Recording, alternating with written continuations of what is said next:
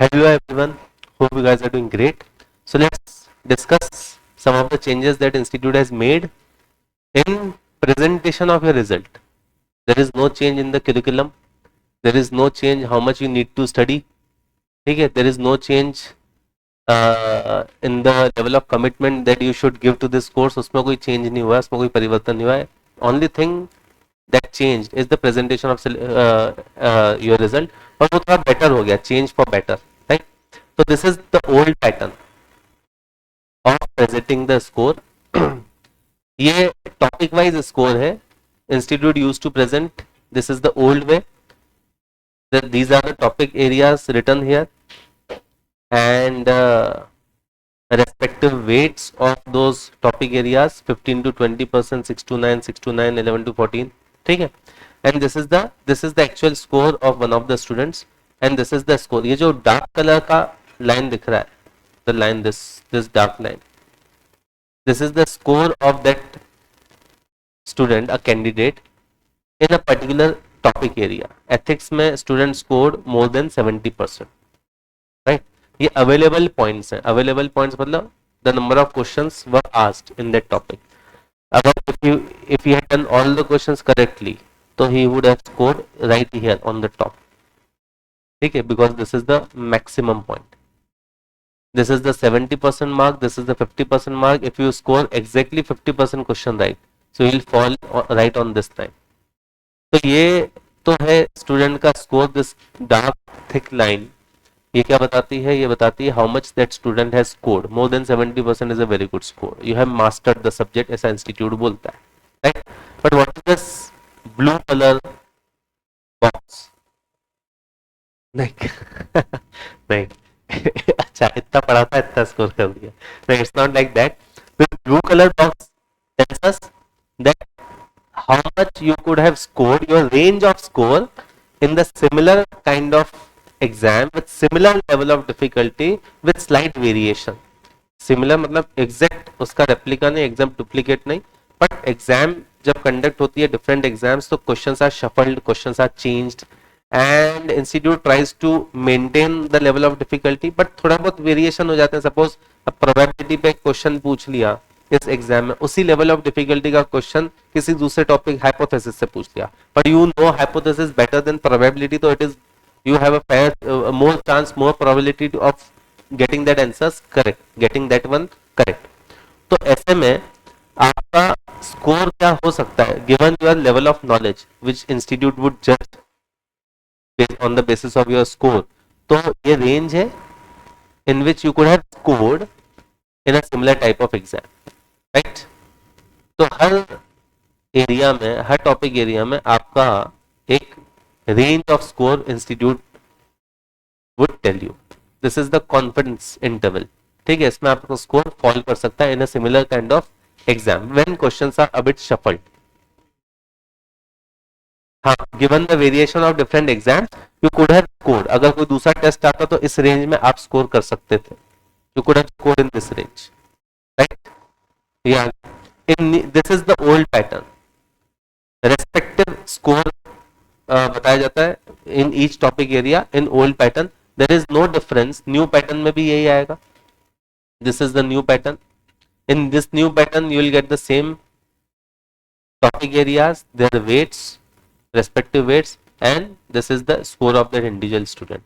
So इसमें there is no difference that institute has made. Now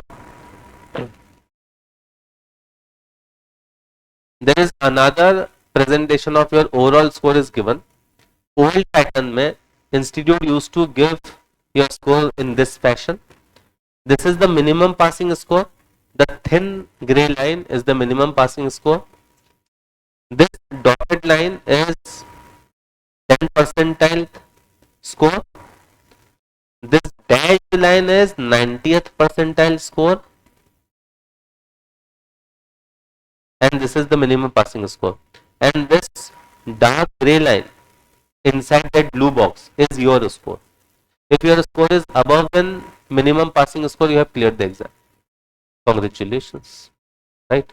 And this blue box is your range of score. You could have managed to score had you have been given a similar kind of exam with shuffled questions. Clear हुआ? ठीक है, तो इसके basis पे it is decided, ये लिखा आएगा whether you passed or not. That this is the old pattern. New pattern में what they have changed, they have gone away, done away with this 10 90th percentile and 10 percentile, इसको हटा दिया है. In the new pattern you will get your score like this. Unfortunately they have given did not pass. We expect you to not get score like this. ठीक है, अब इसमें there is no 90th percentile and 10th percentile. What institute will tell you, institute will have an MPS of 1600, right? In level 1 the MPS minimum passing score would be 1600. The minimum score would be 1000. Minimum score a student can get would be 1000.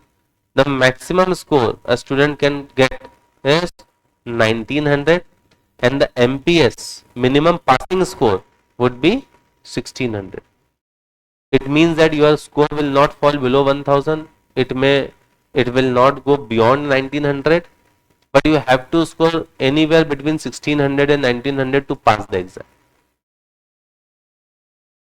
ये fix रहेगा, 1600 is fix.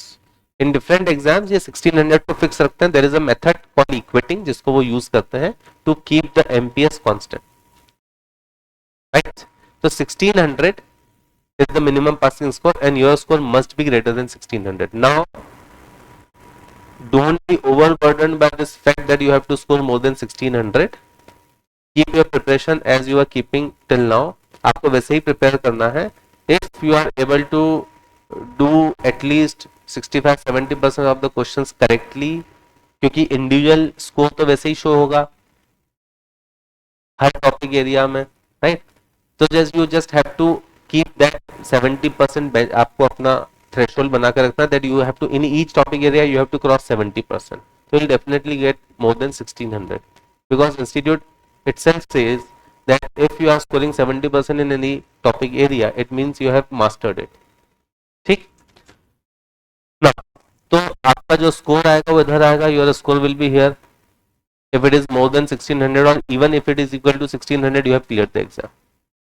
10th percentile 90th percentile से compare करता था कि rest of the students आपने कितना score किया. अब अच्छा, इसमें एक नई चीज दी है यहाँ पे, this dashed line.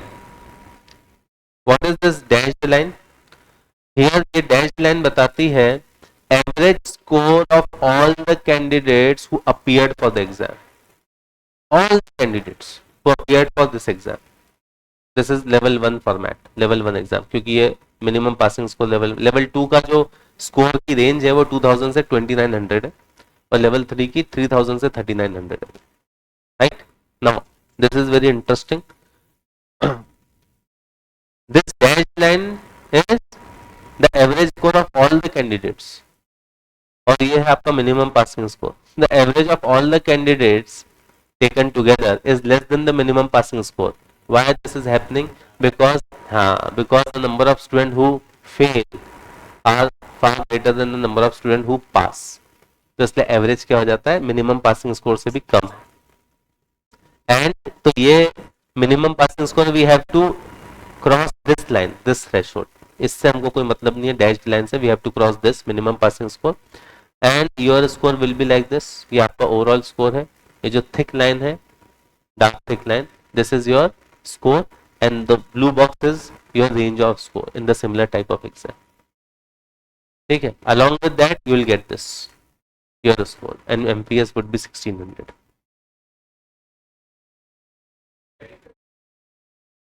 MPS wouldn't vary. MPS would be 1600. 1000, 1600, 1900 they are fixed. Your score would vary.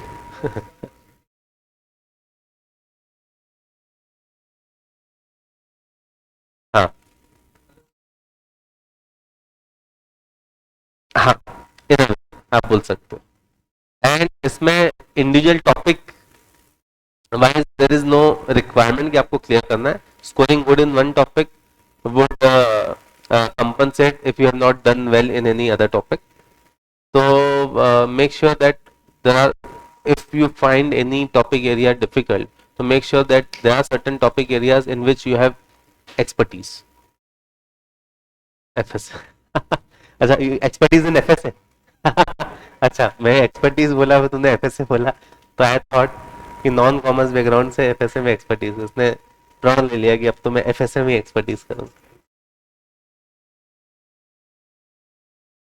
नहीं, वो तो उसने, वी आर इंडियंस, हम कुछ ना कुछ ऐसे कर लेते हैं, तो उसने 1600 को 1900 से डिवाइड कर दिया। 600 को 900? अच्छा, तुमने ऐसा कैसे निकाला? How how how? अच्छा, तो तुमने ये सोचा कि even if you don't do anything 1000 तो वैसे भी आएगा अच्छा, हाँ, even if I don't answer any question 1000 तो वैसे भी आएगा, because this is the minimum score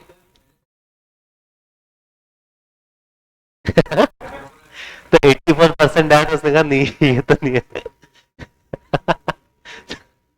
तो इसको स्टैटिस्टिक्स में इसको बोलते हैं convenient sampling.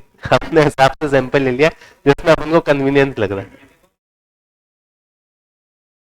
Minimum 1000, your score will not not see. हाँ, मतलब काउंटिंग वहां से स्टार्ट करेंगे।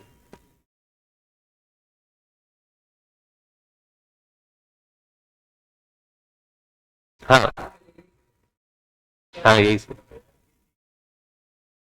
ऐसा किसी चीज का नहीं है, बट दे आर, अब किसी यूनिवर्सिटी में, चल ठीक है, तो सुनो, don't over think on this. ये फिगर दिमाग में मत बिठा लेना दैट 1600 आई नीड टू, उसको 1600 नहीं, पहले मतलब ठीक है, this brings more transparency on to the table, but मुझे लगता है कि ये एक फिगर थोड़ा it it may start playing with the minds of the student, but आप उस फिगर में मत जाना कि 1600 करना, एक क्वेश्चन कितने का होगा, ऐसा ऐसा कुछ मत करना। We will start doing calculation उस पे, वो क्वांट नहीं करेंगे इसके कैलकुलेशन कर, देखो तो ना अभी उसने कर दिया 84%, 66%, तो don't over calculate, don't over think it, पर you just keep doing what you are doing. आपको, you have to master each and every topic area, have to score 70%, and then be rest assured कि फिर we have definitely cleared it, right? चलो, तो thank you so much, keep studying, keep working hard,